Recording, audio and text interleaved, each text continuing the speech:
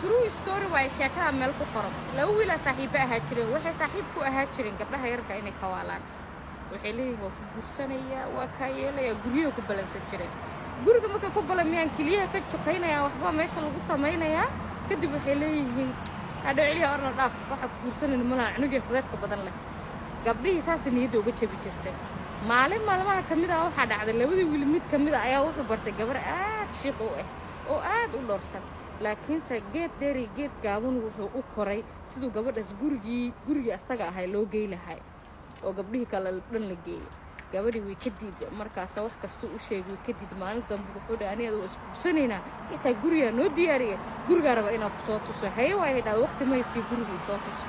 bis waa la baxay gurigiisa gabadhii loo waday gurigii uu geeyay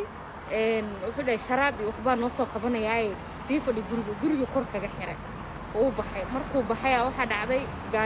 gaarigii si xoog u waday intuu soo waalay booliis arkay meesha stationka loo kaxeeyay saaxiibkiis kale wacay wuxuu ku dhahay kuwa booliiska ay ugu dhigane furaha kale guriga haystada xabado keenay orod si xalay camal no saaxiibka kale soo ordaya soo baxay guriga ha imaado ha iska soo furay albaabkii yaabo u dhex fadhiyo meesha walaashiis waayo naagta la bilamiyay maanta oo shabaqa ku jirto oo guriga lagu bilamiyay marka be careful waxa gabdhaha ku sameeyay be careful